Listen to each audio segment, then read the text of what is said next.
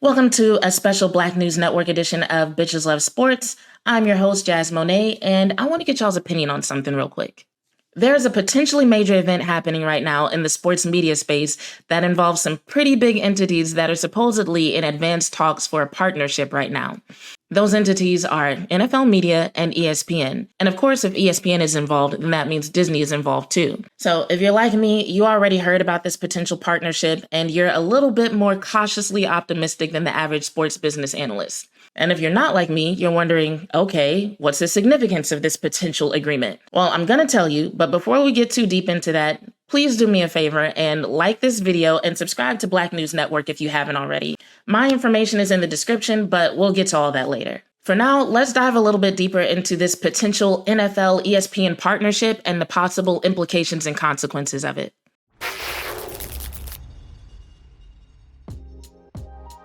So according to Sports Business Journal, talks regarding a major strategic partnership between NFL Media and ESPN are in its advanced stages. And this event is actually one link in a chain of events that can be traced back to about this time last year. It was in February of 2023 that Disney made a few big announcements all on the same day. One, they experienced their first decline in subscribers since the return of CEO Bob Iger. 2, they were cutting about 7,000 jobs and $5 billion in expenses. And 3, they restructured their organization into 3 groups: parks, entertainment, and ESPN. So with Disney admitting that they needed to cut costs and ESPN being put into its own separate category by itself, that naturally led a lot of people to wonder, is ESPN up for sale? Now, at the time, Disney said that this was not the case. Their CEO, Bob Iger, actually said, and I quote, "The brand of ESPN is very healthy and the programming of ESPN is very healthy. We just have to figure out how to monetize it in a disrupting and a continuing or disrupting world. That's it. But we're not engaged in any conversations right now or considering a spinoff of ESPN." Well, for ESPN, that process of figuring it out included laying off some of their top on-air talent. In late June, just a few months after that announcement in February, ESPN actually ended up laying off 20 people as part of their cost-saving measures. And it was only a couple weeks after that that CNBC reported that Bob Iger and Disney were actually looking for strategic partners and possibly willing to sell their 80% stake in ESPN. So in February 2023, they weren't willing to sell ESPN, but about 6 months later, they laid off some of their top talent and they were looking to sell. So if that's not a complete 180, it's pretty close. So from July until now, that idea has been getting more and more attention. Disney has talked about the fact that they want to turn ESPN into a streaming platform, and there have been rumors of potential partners such as Apple, Verizon, and Amazon. And all of that brings us to where we are now. It was in mid-January, just a couple of weeks ago, that headlines first started appearing about the possibility of the NFL taking a stake in ESPN. On January 12th, the New York Post reported that talks were far enough along that the NFL actually had to inform both team owners and the players' union that something might be in the works. And that's important for a reason that we'll get to in just a moment. First, I want to break down what this agreement might look like, and then I'm going to tell you how it could potentially impact NFL players and NFL fans. Now, it's important to know that while some details of this potential agreement have been made available because of the NFL's obligation to inform the aforementioned parties, both the NFL and ESPN have declined to comment on the situation to any news outlet. It's also important to know a few things about both the NFL and ESPN right now. So ESPN is trying to go direct to consumer by 2025, but it could happen as early as the end of this year. That means it'll be another one of those platforms that you'll have to pay a subscription for, and you'll access it either through an app or it'll be an add-on package to your cable subscription or to YouTube TV or something like that. But that would apply to everything offered through ESPN, not just ESPN Plus like it is now. And the NFL, well, they've been trying to sell NFL Media for years. They're probably actually really relieved to finally be making some progress on this.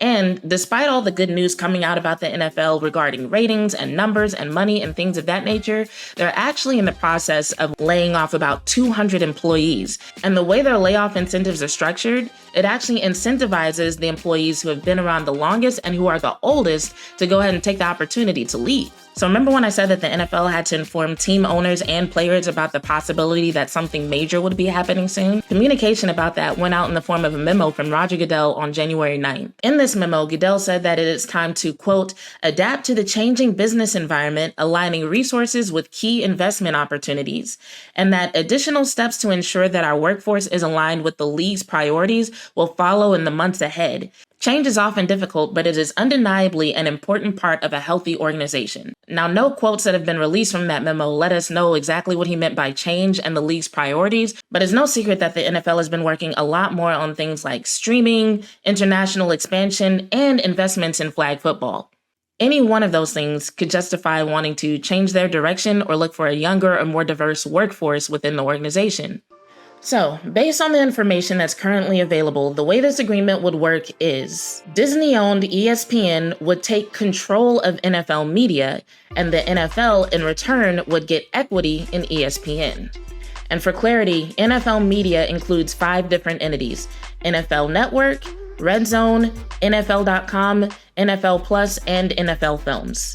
This agreement works out for them because ESPN needs more capital and more content for when it goes direct to consumer, and the NFL wants to get more value out of NFL Media. But the NFL wants to get more out of it and do more with it without the risk and investment it would take for them to do it on their own.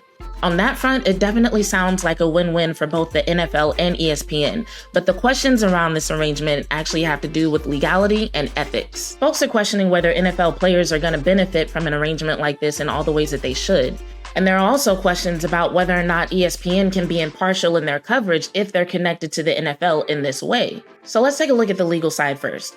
Over the years, we've heard about the struggles on various fronts between the NFL and the NFLPA to come to agreements that felt fair to both the players and the organization. So whether it's situations like the recent controversy about the value and contracts for running backs, or the disagreements about the risk involved with things like playing Thursday night football games or Thursday night football game flexing, or playing on artificial turf, or playing on fields that are frozen solid, or the most obvious disagreement, revenue sharing in general. There are consistently questions about the fairness of contract negotiations, implied expectations, and the details of the CBA. And these questions do sometimes lead to racial implications because of the dynamic in the NFL, where you've got team owners and decision makers who are majority white, making decisions about players who are majority black, and those decisions tending to revolve more around finances and economics than the player's safety and well-being. And in this situation, the issues of the CBA and revenue sharing come into play. Right now, player salaries come from just under 50% of the league's revenue. But there are some sources of revenue that aren't calculated in that total. One major example is events that take place at NFL stadiums but are not NFL games. Players don't get a piece of that. Something else they don't get a piece of is equity investments, and the NFL has been making more and more equity investments over the past several years. The NFL actually has a venture fund called 32 Equity to which teams have been required to contribute. Since 2013, there have been 3 rounds of fundraising. In 2013, each NFL team was required to contribute $1 million. In 2019, they were each required to contribute $2 million. And in 2022, they were each required to contribute $5 million. 32 Equity used that money to invest in companies like Fanatics, Hyperice, Genius Sports, and Noble. And that $8 million investment per team so far is now worth about $100 million per team. But the profits made from 32 Equity aren't distributed to the teams. They're reinvested for future earnings. So because of how they've handled their equity investments in the past, now we have to wonder how they're going to handle this one. We've got this potential agreement here where instead of getting cash for one of their major assets, they could be receiving equity in return. But in this case, we're talking about something that could be valued in the billions. And not only that, but this deal could potentially decrease the annual cash revenue earned by the NFL as well. Under the current agreement, if NFL Media is sold, or if control is transferred as part of a bigger arrangement, NFL players do not get a piece of that. Because of the potential value of this deal, as well as the implications for how they might handle deals like this in the future, the NFLPA is definitely going to want to be on top of this and making sure that it's handled fairly. Now, speaking of fairness, players do still, of course, share the revenue from live game rights. So if the games that are currently aired on NFL Network in the future are aired on a platform controlled by ESPN, then they would get a share of that. But this is also why it could be an issue if ESPN gets favorable deals on future game rights. So that's the long and short of the legal part of it. Should NFL players get a share of the earnings or proceeds or revenue from this deal? And if so, how is that calculated? And how does this deal impact earnings in other categories? So then we have the ethical part of this deal. Earlier, I talked about the racial implications and undertones of conversations related to the CBA and other player-involved negotiations. And the reason why so many sports fans like myself are even aware of the possibility of unfairness in those dealings is because of the reporting that's been done on the NFL via other news outlets. ESPN has been a source for a lot of sports fans to learn about unjust or outright bad behavior by NFL team owners, whether it's involved racial discrimination, gender discrimination, or just outright political or financial power moves. So naturally, a deal like this will call into question media bias.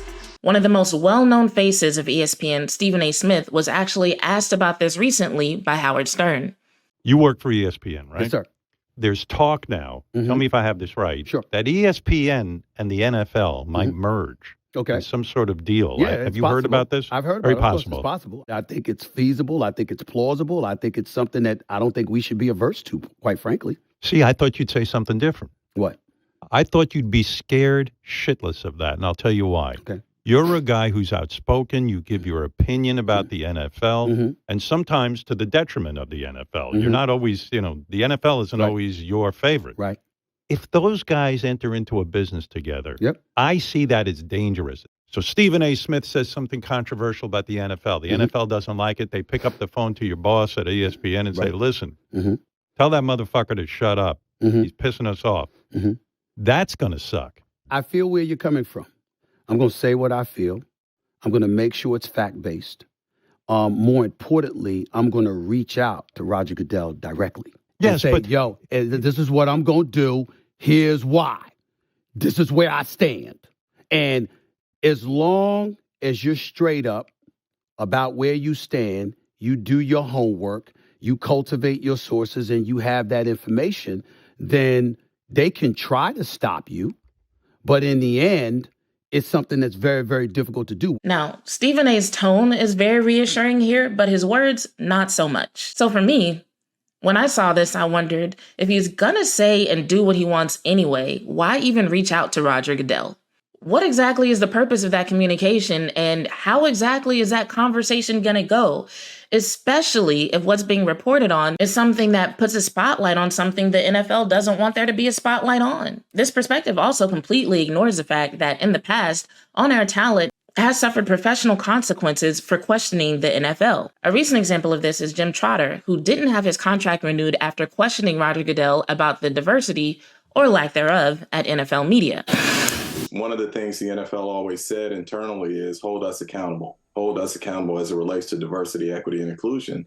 And so for the last couple of years, that's what I've been trying to do, pointing out that in our newsroom, where we cover a player population that is roughly 60 to 70% Black, according to league data, there is no Black person in senior management in our newsroom who has a seat at the table when we are deciding how we are going to cover these players and who is going to cover them. And the fact that we don't, to me, it's an issue. So I have raised that repeatedly over the last 2 years, including at the last 2 Super Bowls with the commissioner. And there are some who didn't like it. And I do believe it played a role in my contract not being renewed. And I will talk about that more later. But so be it, I'm not going to change. And I'm always going to fight for representation, and I'm always going to fight for the truth. Trotter is actually so sure of his stance that he filed a lawsuit for wrongful termination from the NFL. The NFL, however, is not only trying to win this case, but is actually trying to have the lawsuit thrown out. There are some who say the NFL is trying to have the lawsuit thrown out now before the discovery phase of the lawsuit happens, because the discovery phase is when all sorts of things would come out that Jim Trotter would use to support what he's saying. So we'll see what happens there, but that's a different video for a different day. As far as Stephen A's perspective versus Jim Trotter's perspective, of course, the fact that Stephen A works for ESPN and Jim Trotter worked for NFL Media could play a role in their differing tones. But it still all points to the question of, will reporters be able to report on and talk about the topics that they feel are important, informative, and relevant? Or will the NFL have even more power and more leverage to be able to censor and editorialize and paint the picture that they want painted? Over the past decade or so, important conversations about the NFL have been had via ESPN. the hiring of Black coaches, the treatment of Black players, the presentation and perception of Black quarterbacks, the league stance on Black Lives Matter, and players' rights to participate in and support protests and social justice initiatives. So what happens to all of those conversations if the NFL increases their control of the worldwide leader in sports? If you watch my content, you know that I'm not only a fan of players for what they do on the field, but I'm also an advocate for them being treated and compensated fairly. So this is a situation where NFL players have a lot to consider from a legal and financial perspective, but also from a personal perspective as well.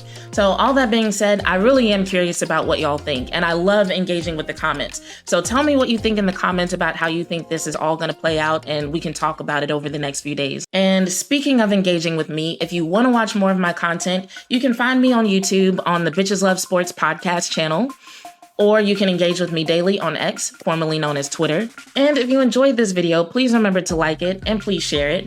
And of course, make sure you subscribe and keep those notifications turned on. This has been a special Black News Network edition of Bitches Love Sports. I'm Jazz Monet, and I'm out.